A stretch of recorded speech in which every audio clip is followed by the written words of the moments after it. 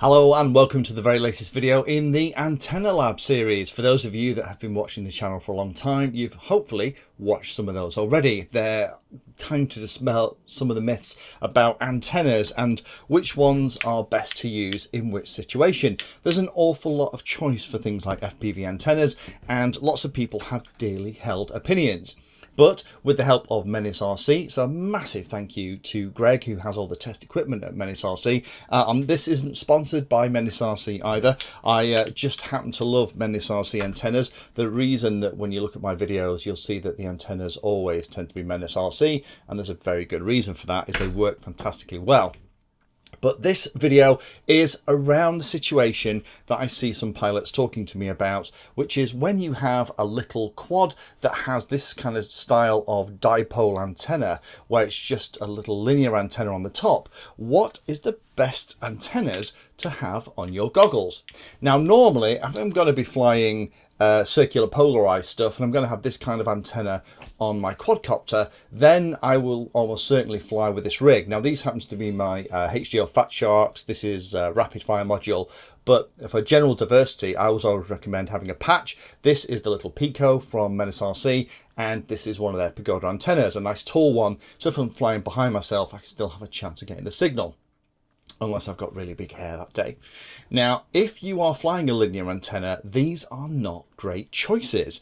The choices should be something else. There should be probably a linear antenna, this kind of thing that you get in the pack with your new quadcopter that usually are goggles that you throw away, and something called a linear patch. But how much better are they? So let me hand over to Greg, who's going to do some testing. He's built a little rig so that he can have consistent spacing between the antennas to see exactly how much power there is different. Okay, so here we're going to test some linear antennas, and we're going to test linear antennas against some circular polarized antennas to see what the difference is in the received signal gain. So we're starting out here with two linear whip or linear duck antennas.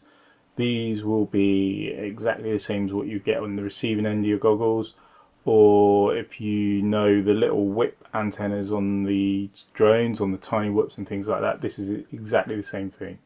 So here we've got the two antennas connected up to the meter. The meter we have set sending and receiving a signal at 5,800 megahertz or 5.8 gigahertz. And what we're going to do is we'll just zero this out. So you can see the signal is hovering around the zero.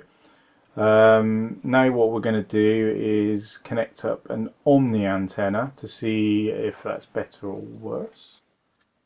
So here we've got a Raptor antenna, which is a Pagoda style antenna. So straight away we can see here that we're getting a loss that's so it's worse mixing the two, the linear and the circular, and we're seeing it hovering around sort of 4 to 5 dB. We'll just capture that and save that down. Now what we'll do, we'll try a circular patch antenna. So patch antennas tend to be a much higher gain antenna than omni antennas. So we should see an increase in signal. So we're going to pop on the invader antenna. So here you can see it's hovering around the zero. So this is, even though it's a much higher gain antenna, it's not giving you really much more signal than you would have with two whip or duck antennas on there. This is because of the mismatch of linear signal to circular signal. Let's just give it a turn 90 degrees and check that as well. So yeah, even worse here. So we're seeing about 2.8 to 3 dB loss there as well. That's done. Right, now what we'll do, we've got a linear patch antenna that we make. This is the Bandicoot. So this is designed to receive linear signals, especially if you're flying tiny whoops. So here you can see we've got a very clear increase in gain. So this would give you the clearest signal. Now let's just give it a turn. That's about 45 degrees there. So we're still getting an improvement over the linear whip or duck antennas that we had on earlier. Now if we just move this round to 90 degrees, here we can see a loss of around 6 dB. Well, with the Bandicoot antenna, we've designed it in such a way that it's very forgiving when your drone is tilting all over the place, so that, you know, at the extreme of 90 degrees, you know, all the other angles are giving you a very clear gain increase over what would be 2 whip antennas.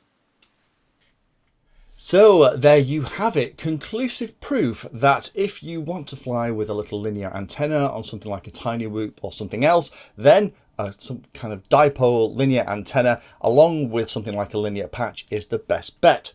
With the linear antennas, the only thing you have to be careful of, and I actually talked about this in the Crossfire series, because the Crossfire antennas are kind of the same as pretty much all radio antennas that have this kind of antenna, where if the aerials are perfectly aligned, you're getting maximum signal, but as one of them gets out of phase, you get about 70% of the signal up to about 45 degrees, and then the signal starts to drop off. So if they're completely out of phase, so 90 degrees rotated from each other, that's the worst possible condition.